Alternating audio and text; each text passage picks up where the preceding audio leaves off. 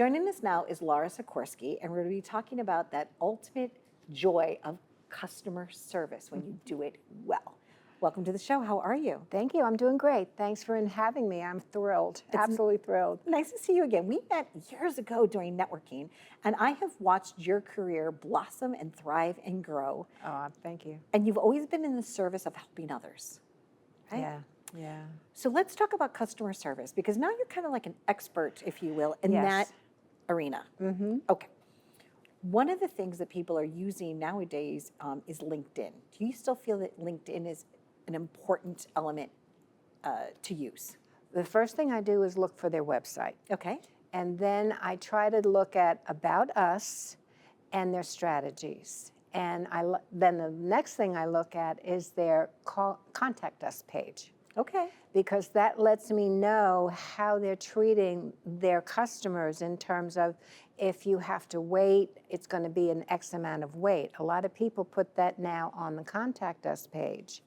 And there are various methods of contacting. I mean, you can use FAQs, but don't make 150,000 FAQs. You know, make frequently asked questions, right? right? Okay. Yes, and keep it simple. Okay. You know, I mean, you're not trying to sell on your website. You're trying to attract a phone call or an email to your company. Okay, it's almost like the first step should be an introduction, like just an invitation, if you will. Right. Don't put so much 5 pounds of flour in a 1 pound bag. Absolutely, because Okay. nobody's going to read it, number Okay. one, you know, and I'm even like when you get an email from a company, it's like, it seems like 4 pages or 4 paragraphs. Be concise and to the point. Okay. And I find that companies today are forgetting to think like a customer. Got it. And that all goes back to customer service. Absolutely. Because their perception is a reality of who you are. Yeah, How they perceive you is what your brand is. Right, and how you're received. Okay. And that first impression in 9 seconds, believe it or not, is what's going to last you for an eternity with that company. I was hoping for like 1 minute and 45 seconds, Laura. No, it's 9 seconds? 9 seconds. My You have goodness. 9 seconds to make a good impression. Okay. That's good to know as well. Yeah. So you became a consultant because you spent many years doing all different types of customer service. Yes, I worked for Hilton Hotels for 18 years. Okay. And my responsibility there was technology and facilities, and I designed their reservation centers around the world. So it was kind of fun, you know. I mean, then when I left them, and it was only because 800 Hiltons we were building in Texas, and I didn't want to move to Texas with my husband. Okay. So consultants I hired said, hey, go out, you could do it. And my boss at the time, I left Hilton on May 31st of '86, and I had my first consulting June 1st, and it was Rock Resorts. Beautiful. So I stayed in the industry, and then little by little, you know, you get your expertise, you write, you speak, and you volunteer. What are some key elements that are a must? So a clean and simple website. Yes, Okay. definitely. The ability to have a great contact page so that Yes. people can reach out to you through Right. multiple platforms, whether they like to call or email or text. I was once told that my texts aren't so great. Like my texts aren't warm and friendly. They're like, your personality is warm and friendly, but your texts are so like abrupt. I know. So I need tend to to be be. a better- I need to be more wordy, less wordy. You need to be more wordy. Wordy, or at least put a smiley face emoji on. So I've been Right. working on my texting. Right. What are some other elements of I customer think service? what a CEO or the C-level management or anybody in management needs to call their customer service center. See what happens when they have to press 1 and press 2 and do all that nonsense. I've been advising my customers, you just need 2 presses. Okay. 1, if you'd like to speak to an agent, press 1. If you'd like to reach our self-service center, press 2. Okay. And they all say, oh no, everybody's going to press 1 and we're not going to have enough people. I said, you'll be surprised. Okay. They would rather self-serve. Lovely. Okay, so those are definitely a couple of keys. Any other key elements that you would like to share with us in importance of customer service?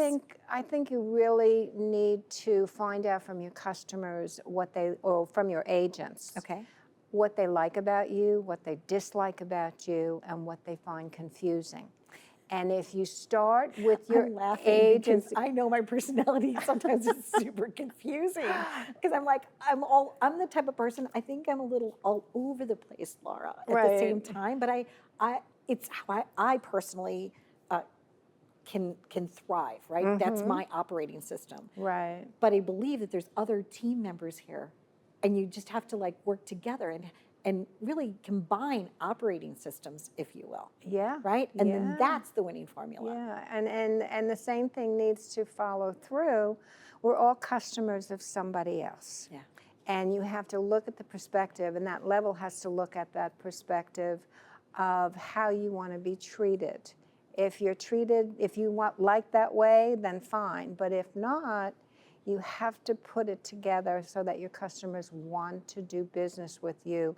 And when they when they buy their product or whatever, they're really happy, because happy customers means happy staff means happy customers. Yeah, I agree with you. They used to say happy wife, happy life. Yeah. But like for me, it's like happy team, Right. happy life. Right, Happy customers, absolutely. happy life. And what I like to teach to the staff, if you're in a bad mood, leave it at the front door. Don't come in with a sourpuss and you get the whole thing gets messed up, and the toxicity of the workplace changes. And I find too that management looks at the agent as a commodity.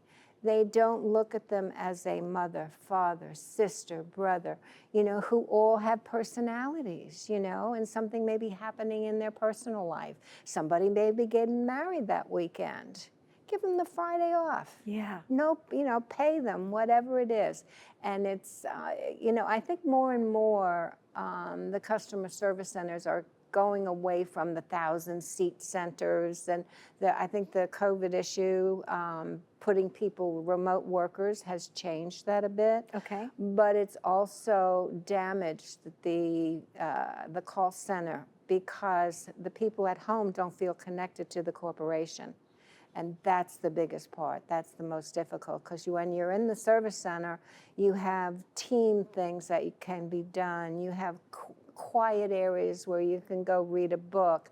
And it's really nice to hear somebody pat you on or say something, pat you on the shoulder and say, that was a great call, I recently had two not so great experiences, simple, but I ended up leaving the merchandise there.